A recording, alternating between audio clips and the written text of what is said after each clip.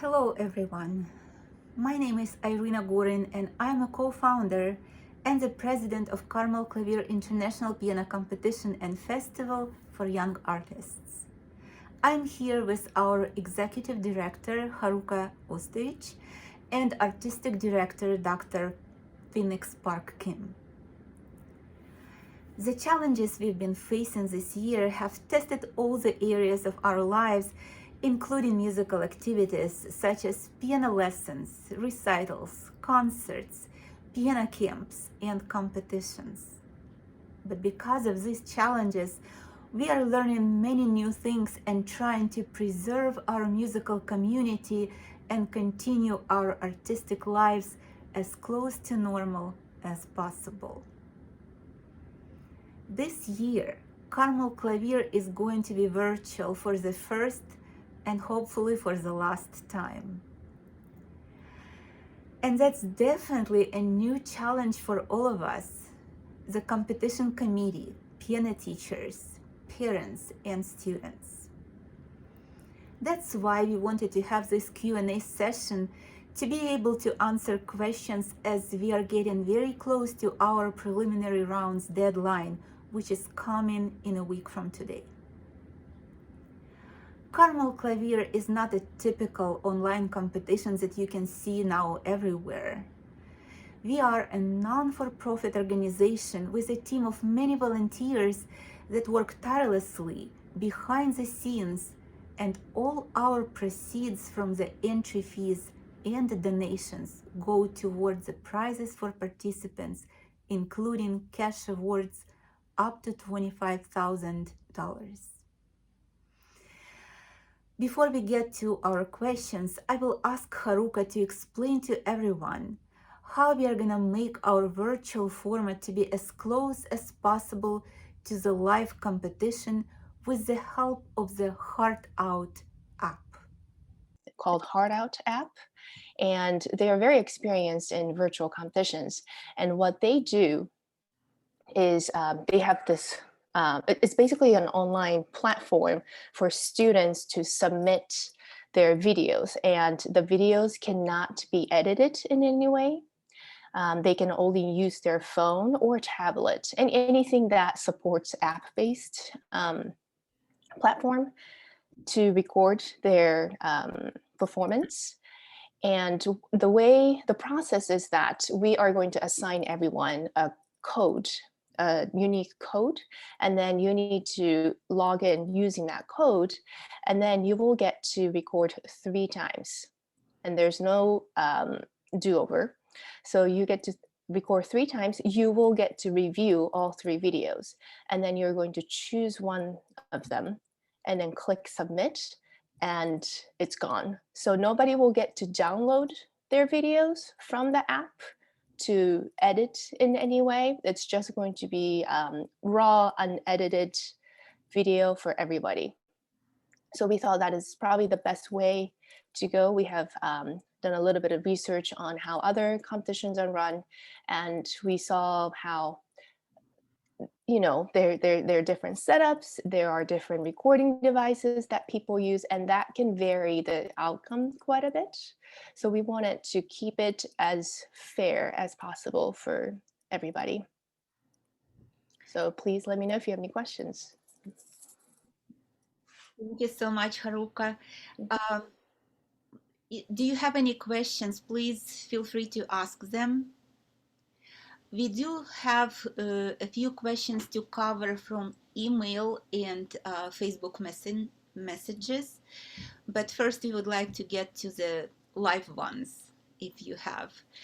And I did start recording of this session. I'm sorry I forgot it at first, but it will be recorded, so you can, if you need to show your families, your parents, some answers. All right. Any questions, please? If not, Haruka, maybe you can talk about questions asked by Olga Cooperstein. Oh, yes. I didn't take notes on the questions. I do remember some of them. So Olga, if you are listening, please correct me if I'm wrong. So our website has been gone through an overhaul last year, and we worked with this third-party company. So there were some miscommunications. So we are still nitpicking, combing through everything to make sure everything is, all the information is correct. But we are finding some information that's not consistent. So we're still sorting through everything. But I think one of her questions was that, let's see, if there's any difference between semifinal round and live round, or I'm sorry, final round. So between semifinal round and final round. And I think we put the word virtual next to the final round. So perhaps maybe that's where the misunderstanding came from, but there's absolutely no difference between semifinal round and final round. We are going to be using the same app, same process of submitting and receiving the videos, and for both semi and final round. One thing, if you have never sent your students to our competition, one thing I want you to keep in mind is we have different categories: solo, concerto, contemporary composers, duet, and ensemble. Solo is the only one that has 3 rounds. We have preliminary, and then semi-final round, and then the final round. The rest of the categories only have preliminary and final round. So that could be a little bit confusing, but usually when we have a live competition, we invite over 200 pianists. So we couldn't, unfortunately, do so many rounds for every category. But solo is probably our most competitive by far category that we offer. Thank you, Haruka. Also, there is a question in the chat. If the video submitted have certain dates to submit, or the participants adjust their dates, I'm not quite sure I understand this question. Oh, okay. So if I understand correctly, the question is if there's any way for the participant to sort of put a date that appropriate for the competition, like put the date, add the date afterwards, sort of thing. Is that, I'm not who asked this question, but here's how it works. So the app is going to be open. The submission window is going to be from the beginning of June to June 20th. And so there's going to be about 3 weeks of window where the participants can record and submit their videos. And and then nobody will be able to submit their videos anytime before then. So I'm not sure if I answered that question. I hope so. Thank you, Haruka. I've also received a question about pianos that been untuned and how it will affect the results of the performances. Of course, we understand the situation, and I'm sure we are going to have participants who don't even have acoustic pianos, and we are going to be trying to be as fair as possible, not to judge by the shape of the piano or condition of the piano, at least for preliminaries. The semifinals and finals are going to be in 3-4 months, and hopefully the situation will improve with COVID, and more families will be able to tune their pianos or rent a room to make a semifinal and final recordings.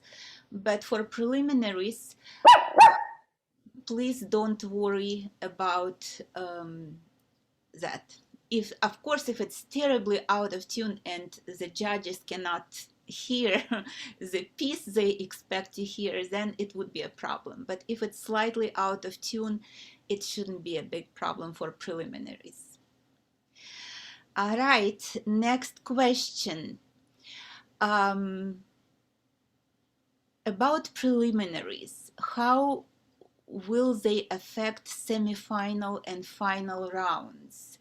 I'm not quite sure. Tatiana, would you please elaborate a little bit? What do you mean? I am muted myself. Hello, everyone. Is it okay? Yes. Okay. My question is about the preliminary. Is it going like to be scored, or is just a pre-screening for semifinal and final? That's my question, because sometimes like 3 rounds combined and then one score at the end, or it's just we send the preliminary and it gives us a green light to participate in the semifinals or finals. That's my question, because everything is virtual. Phoenix, would you like to answer that? Hello. Preliminary is just for screening, and we're not scoring them to accumulate it with the semifinal or final. So it's just purely pre-screening, and even the repertoire requirement, it doesn't have to be the same repertoire. So simple answer is that a preliminary is just for screening. It's not going to affect the scores for semi or final. Another question, can we use the same piece for semifinal or final, or we have to go with another piece? You can use the same pieces from preliminary, but from semifinal to final, it has to be different pieces. Does it make sense? Yeah, So it you makes can sense. use preliminary pieces in either semifinal or final, but once you played semifinal round, those pieces cannot be repeated at the final. Okay, okay. It's for every category, right? It's for concerto, for duet, for contemporary music. It's any categories. I cannot use the preliminary piece in finals, right? Or it's just for solo. What I said is just for the solo category. Sorry. For the rest of the categories, you can use the same pieces from the prelim. Okay, great. Thank you. Thank you so much. In fact, for solo, you can also use preliminary pieces as long as they're not the same in semifinal and final rounds. Okay. Okay, it makes sense. And since I'm already unmuted, I have another question regarding the modern composers. Are we going to have like specific composers, or we can use any composer this time? How does it work? This year, we don't have special feature composers. Any works written after 1925 will be fine.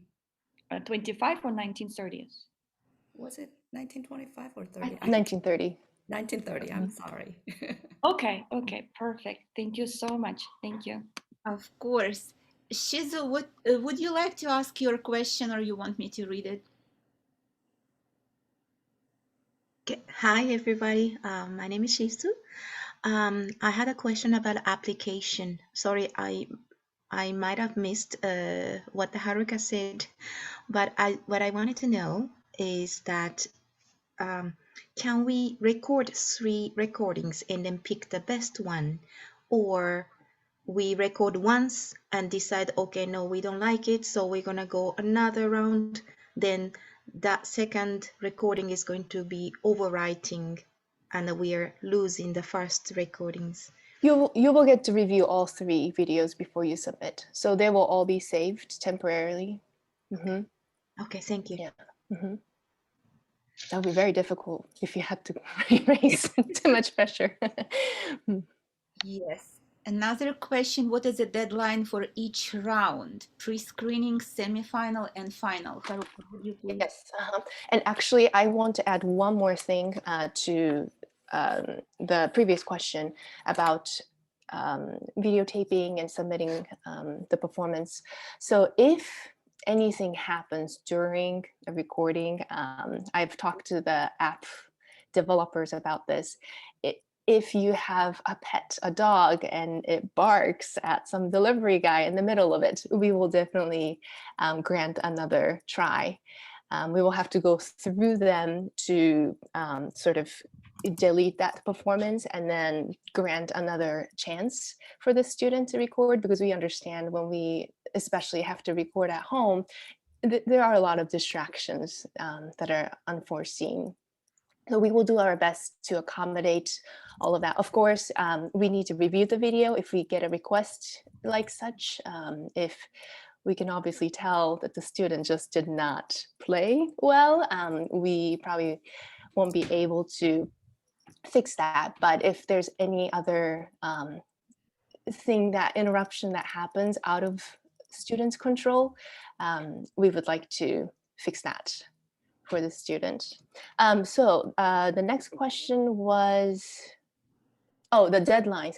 So we recently had a meeting about the deadlines, and actually just a few days ago, and we sort of brainstormed the whole thing again, and we are changing the deadlines just by a few days from what was listed on the website.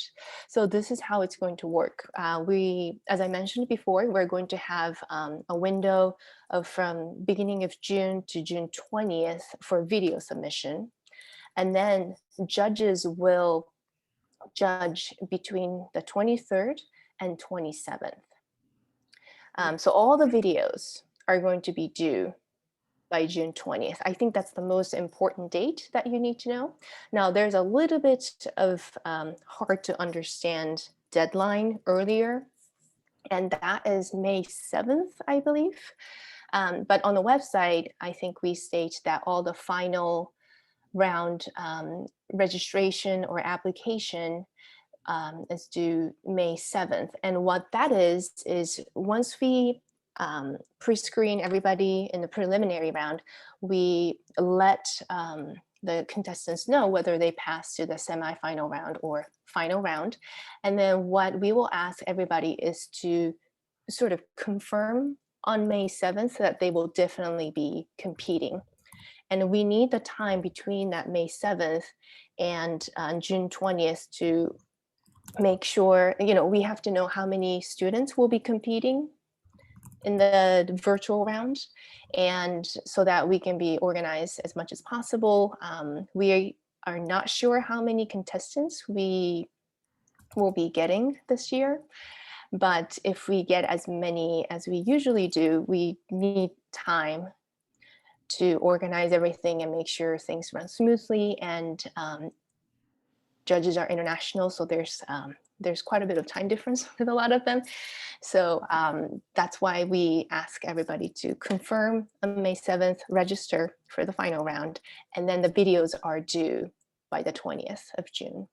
I do highly, highly recommend not waiting till the deadline, because with technology, you just never know what will happen. So I suggest having an earlier date in your mind to submit. I think if we run into any technical issues, we will be able to resolve it with ample time. Thank you so much, Haruka. I don't see any more questions in the chat box, and Phoenix already wrote all the dates, so you can see them, not only here, but see them in the chat as well. Thank you so much. Would you like to ask anything else? May I ask a question? Sorry. About semi-final and final, how long is each session? How long is each child allowed to play for? That depends on the age of the participants, and all the information is on the website. I don't have the time limits memorized, so I don't want to misquote anything, but it is on the website, and it depends on the child age, because that determines the level that the student is competing in, and that's what's going to determine the time limit. And there is a link now to the preliminary round requirements that has in the chat box that has all the ages and time limits. And we always ask to stay close to time limits. We don't want to interrupt the students during their performance or not hear the entire performance. So when you choose the program for finals, semifinals, please try to stay close to those time limits. Yes, of course. Thank you. All right. I have a question. Yes, please.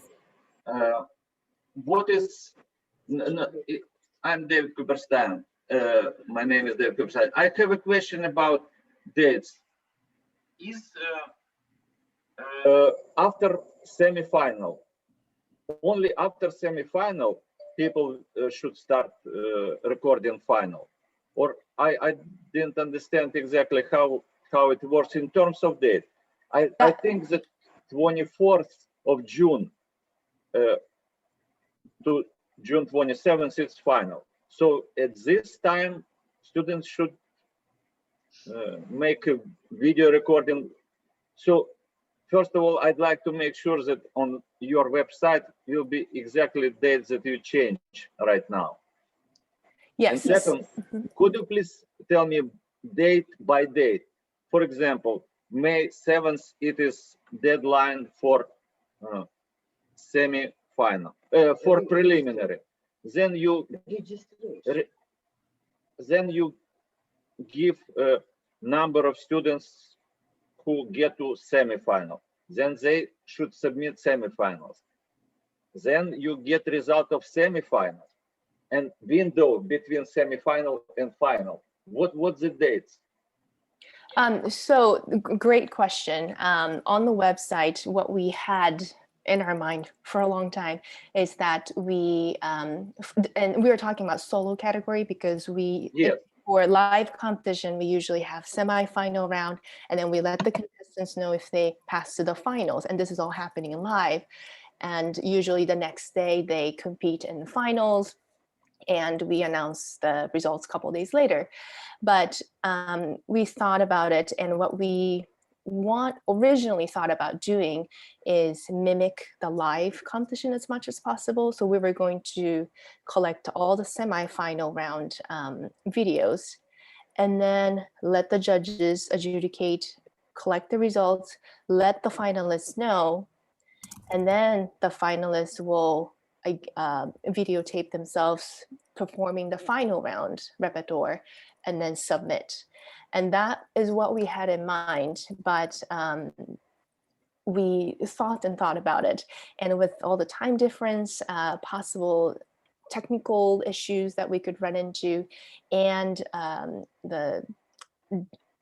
judges judging timeline, we decided that, and this will be updated on the website, we decided that we are going to ask for all the videos of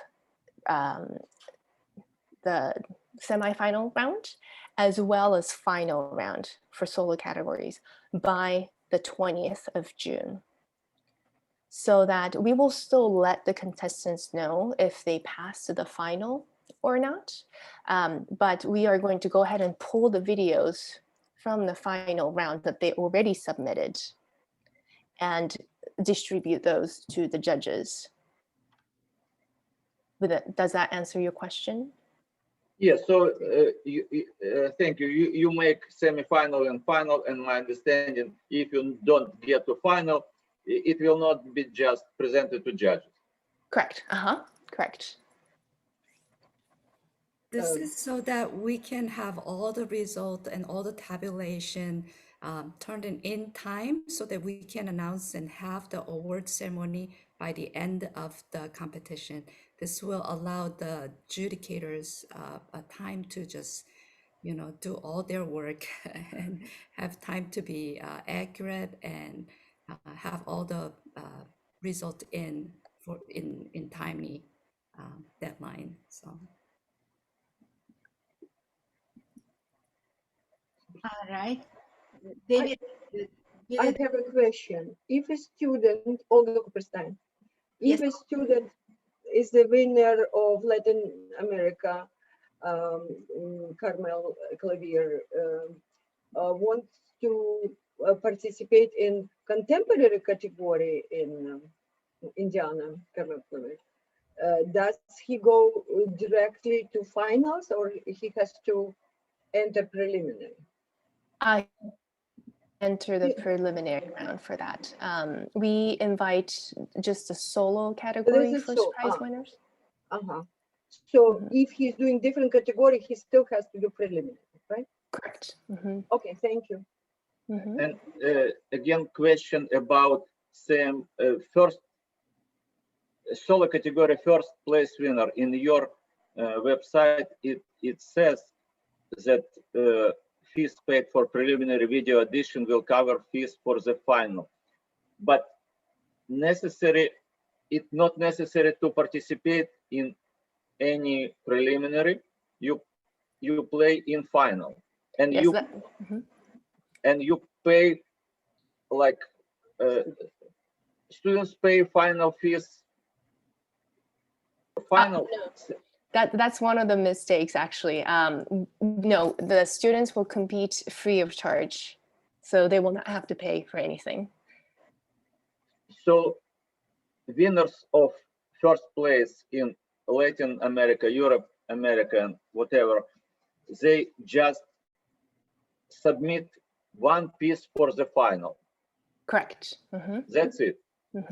Okay, thank you. All right, very good. The next question is how we calculate the ages for duets and ensembles. Phoenix, would you like to answer that? I am actually trying to figure that out. I can answer that. We have the computer, the registration system set up to average out the age for the duet group, duet partners or ensemble group. So I think we are expecting a lot of siblings, especially this year, just because of the COVID situation we're going through. So we understand that we might have a duet of, I don't know, a 6-year-old and a 10-year-old.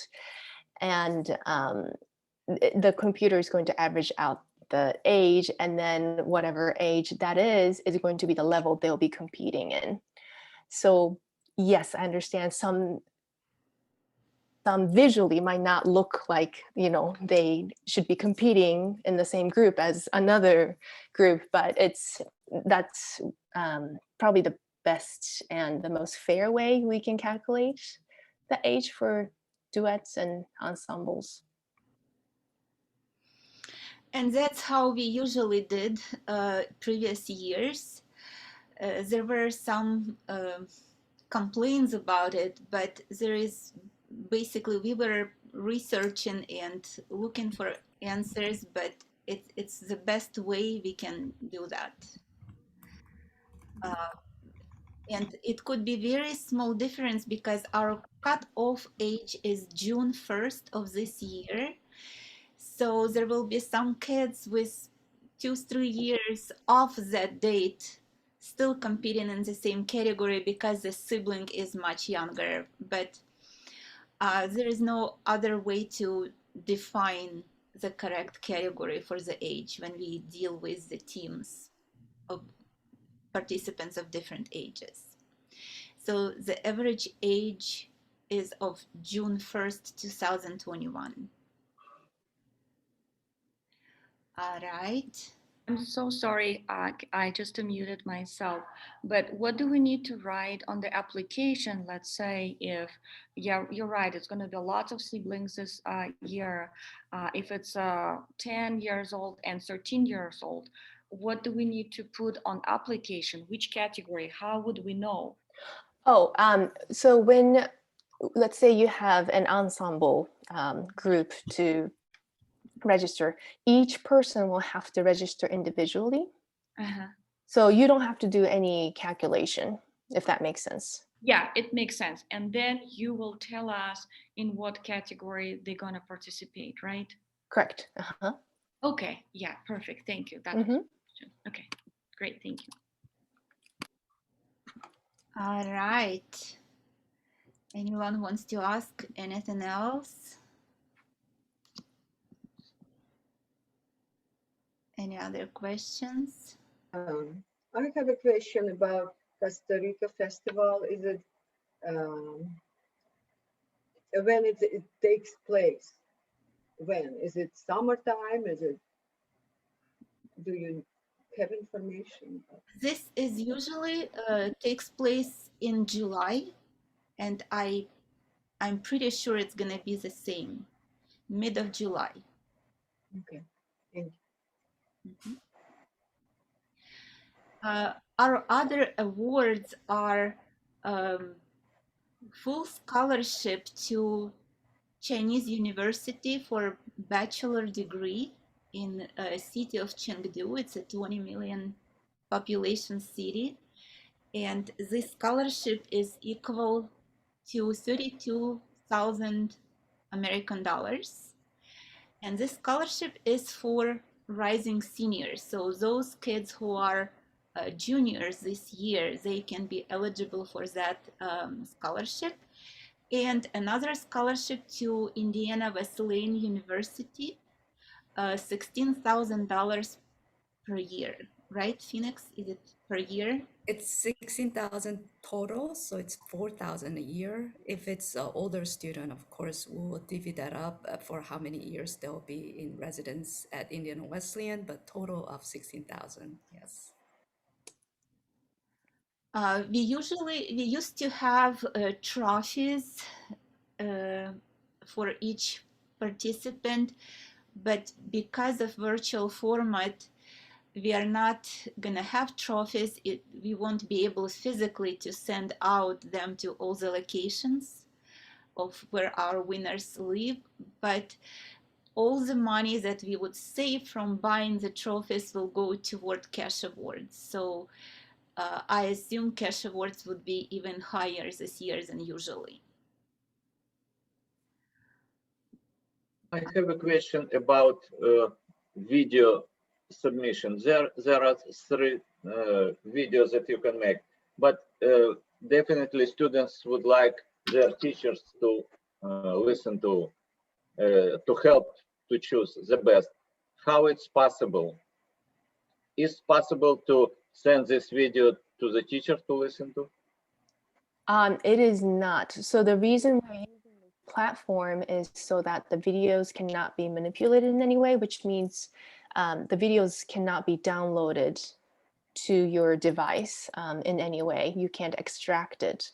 So to answer your question, I'm not going to say anything right now just because I'm not sure, but I'm having a meeting with the app developers next week. So I'm certainly going to ask that question and get back to you. Thank you. Thank you. But students will be able to listen to their performance. Correct. Yes, they will be able to compare the three videos that they recorded, and they'll be able to choose what they think is best. I think the best would be just to record it with the teacher next to it. So teacher can have control of what to choose when they do together, students and teacher. All right, should we go to next questions? There is nothing in the chat. Anyone would like to ask anything else?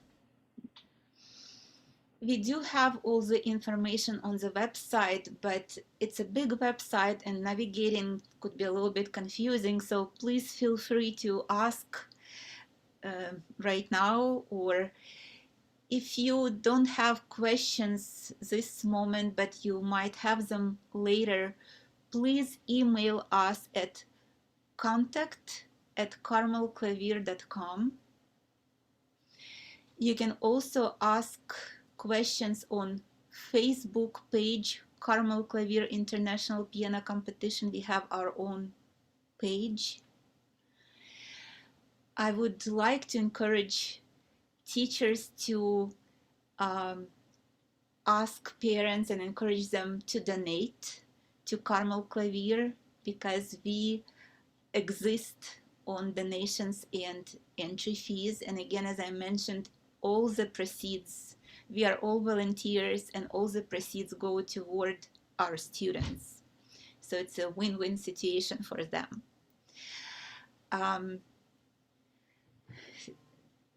Last minute question before we round up our meeting. Anyone?